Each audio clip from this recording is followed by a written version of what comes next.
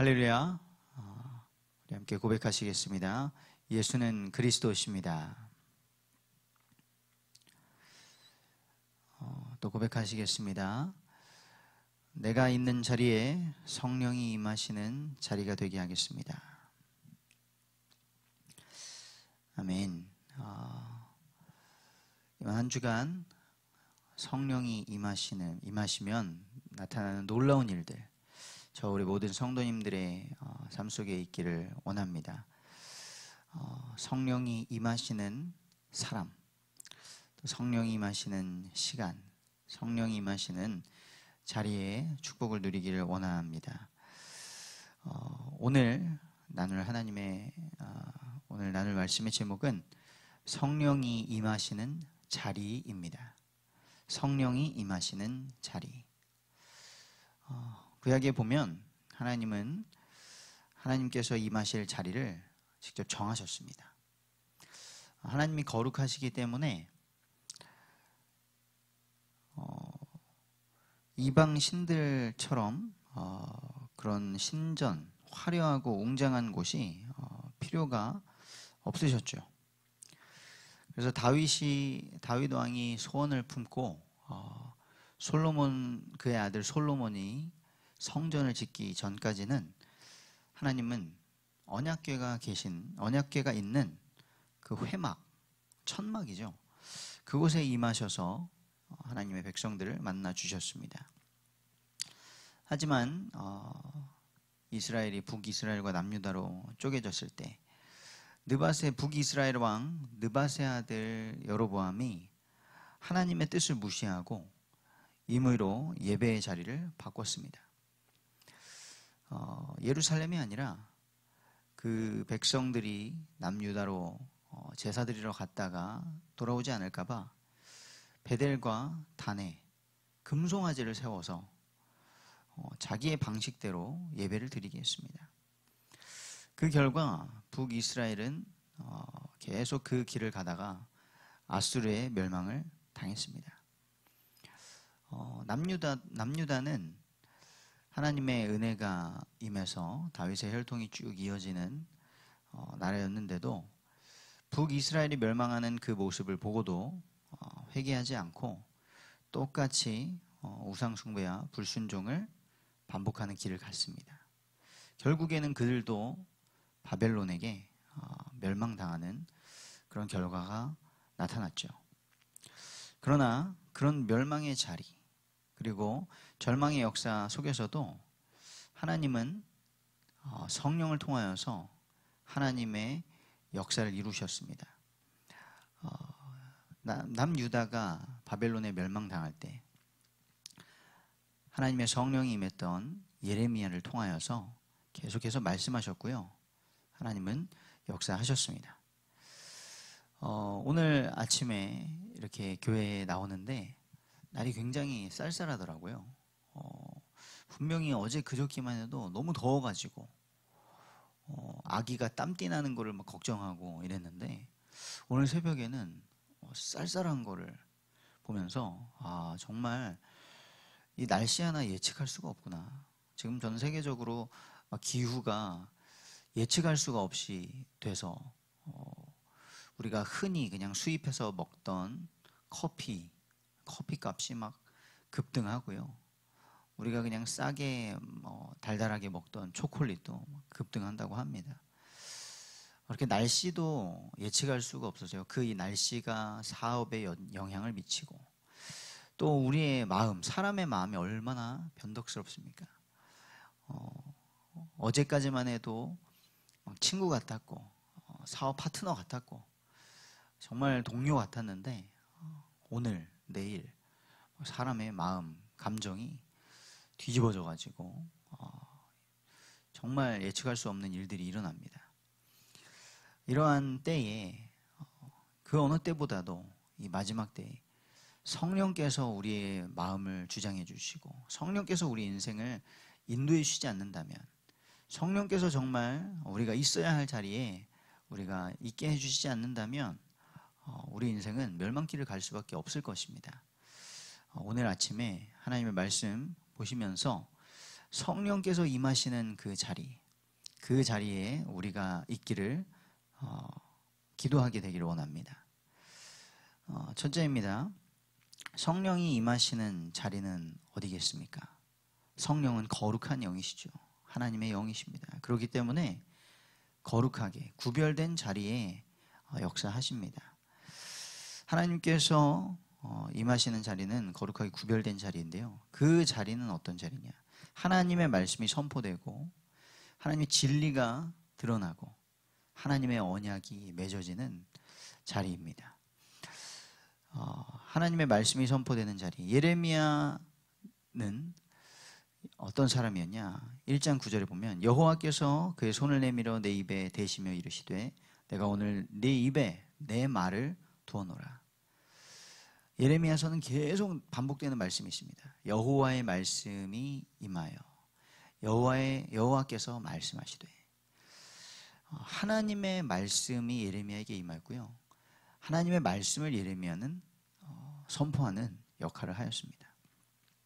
예레미야는 왕 앞에 설 때나 그가 감옥에 잡혀갈 때나 또 포로로 끌려가는 백성들 앞에서도 하나님의 말씀을 선포했습니다. 예레미야 29장 7절, 어제 우리 공동체 성경에서 읽었던 부분이죠. 29장 7절에 보면 이렇습니다. 너희는 내가 사로잡혀 가게 한 그 성읍의 평안을 구하고 그를 위하여 여호와께 기도하라. 이는 그 성읍이 평안함으로 너희도 평안할 것임이라. 이스라엘 민족이 바벨론의 포로로 끌려가게 되는데요. 그렇게 사로잡혀 가게 된 것이 하나님께서 하게 하신 것이라는 거죠.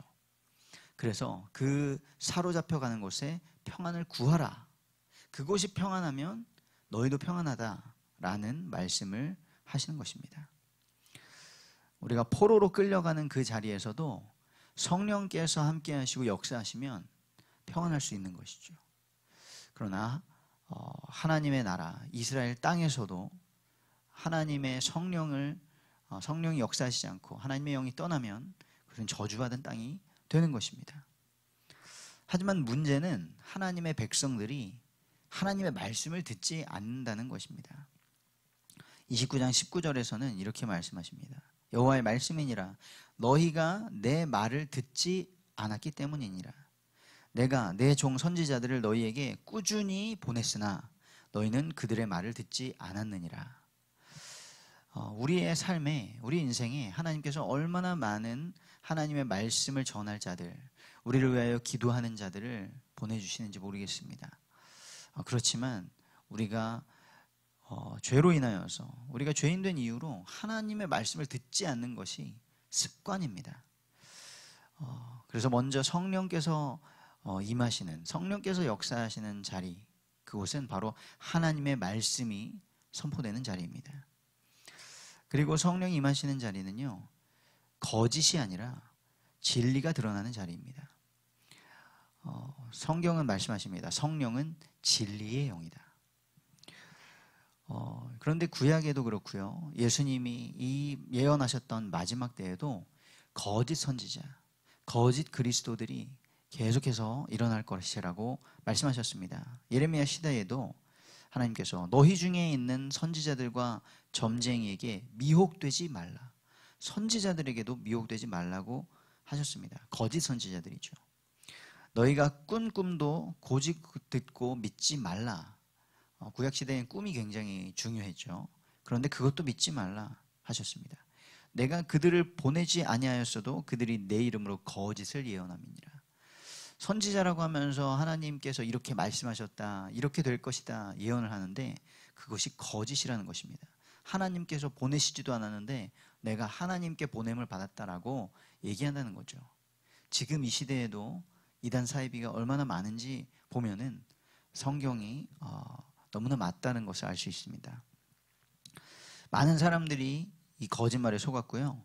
자기의 생각과 바램을 하나님의 뜻으로 오해하고 그것이 하나님의 뜻이라고 말했습니다. 하지만 하나님의 뜻은요, 하나님의 계획은 하나님의 정확한 때와 방법으로 이루어졌습니다.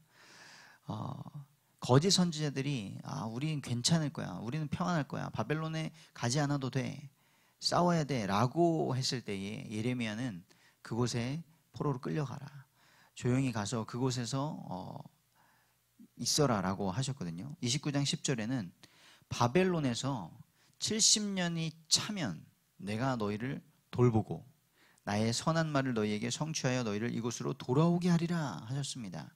하나님께서는 이스라엘이 돌아오게 하실 계획을 이미 가지고 계셨습니다. 그런데 바벨론으로 가야 된다는 것이죠. 70년을 가서 있어야 된다는 것이죠. 이어서 11절에는 너희를 향한 나의 생각을 내가 아나니 평안이요 재앙이 아니니라, 너희에게 미래와 희망을 주는 것이니라 말씀하셨습니다. 하나님께서는 우리에게 평안을 주시고 미래와 희망을 주는 마음을 가지고 계시는 줄 믿습니다. 그러려면 우리가 어떻게 하나님의 응답을 받을 수 있냐? 13절에 너희가 온 마음으로 나를 구하면 나를 찾을 것이요 나를 만나리라 하셨습니다. 성령의 역사를, 성령의 인도를 정말 우리가 원한다면 우리가 하나님의 말씀에 순종해야 하고요, 온 마음으로 하나님을 찾아야 될 줄 믿습니다. 내가 다른 마음 품고 내 소원을 위해서, 내가 원하는 걸 위해서 하나님 성령이 임하시옵소서, 성령께서 나를 인도하여 주시옵소서 하는 것이 아니라 온 마음으로 하나님의 말씀을 듣고 순종하고 따라가기를 원합니다. 성령이 임하시는 자리는요, 속량과 새 언약이 맺어지는 역사가 일어납니다. 그 자리입니다. 예레미야 31장 33절은 이렇게 말씀하십니다. 그러나 그날 후에 내가 이스라엘 집과 맺은 언약은 이러하니 곧 내가 나의 법을 그들의 속에 두며 그들의 마음에 기록하여 나는 그들의 하나님이 되고 그들은 내 백성이 될 것이라. 성령이 역사하시면요, 하나님의 말씀을 그냥 알고 암송하고 기억하고 있는 것이 아니라 그 말씀을 우리의 마음에 기록하신다 하셨습니다. 우리가 하나님의 말씀을 지금은 너무나 쉽게 읽을 수 있고 너무나 쉽게 들을 수 있습니다.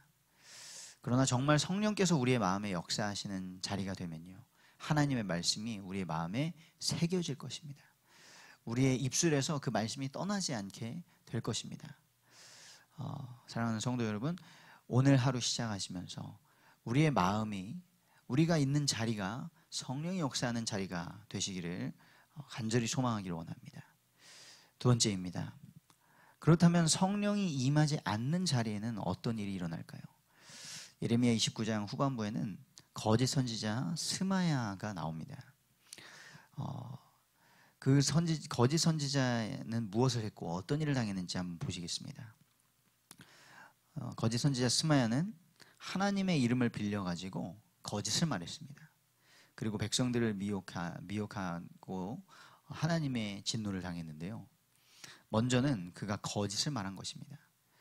29장 31절에서는 이렇게 말씀하십니다. 그가 여호와의 이름으로 거짓말을 하고 하나님을 대적한 것인데요, 예레미야가 이렇게 하나님께서 하실 일을, 바벨론으로 가야 되는 것, 그곳에서 일어날 일들, 돌아오게 될 것들, 이것을 말했을 때에 스마야는 선지자들과 제사장들에게 편지를 써가지고 예레미야가 이렇게 한 말이 잘못됐는데 왜 예레미야를 책망하지 않느냐라고 거짓말하면서 그들을 잘못된 길로 인도를 한 것이죠. 그러면서 이간질하고 백성들을 분열하게 만들었습니다. 예레미야가 하나님의 사람이 아니라 다른 선지자들의 말들이 맞다라고 하면서 분열을 시킨 것이죠. 그리고 하나님의 뜻이 아니라 자기의 생각대로 말하고 행동했습니다. 그것은 하나님의 대적자가 된, 하나님을 대적한 일이 되었습니다. 하나님 말씀하셨습니다. 나는 그를 보낸 적이 없다. 그리고 그가 거짓으로 예언을 했고 백성들을 미혹했다.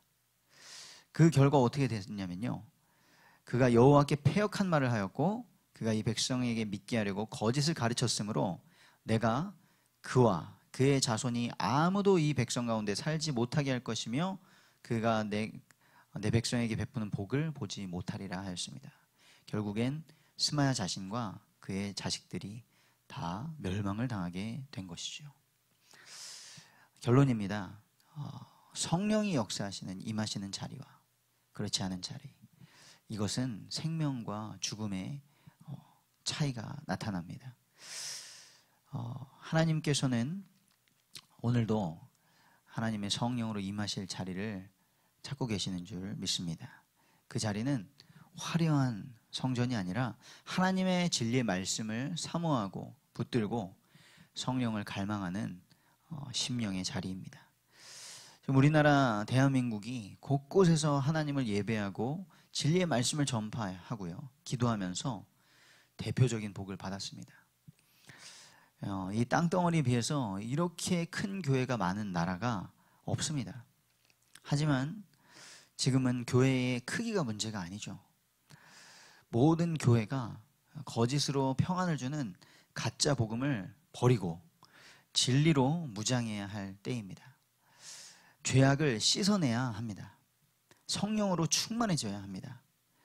우리 예손교회가 그런 교회 되기를 원합니다. 예레미야는 거룩한 자리에 있었고요, 하나님께서 예레미야와 함께 하셨습니다. 하지만 거짓 선지자 스마야, 그를 비롯한 많은 거짓 선지자들은 거짓을 따랐고요, 자신의 뜻을 따라서 하나님의 이름을 사용했습니다. 그리고 결국 다 멸망했죠. 저와 우리 성도님들은 성령이 임하시는 자리에 서기를 원합니다. 하나님의 말씀 앞에 서고요, 하나님의 진리 앞에 진실된 자리에, 거룩한 자리에 있기를 원하고 하나님의 계획을 신뢰하기를 원합니다.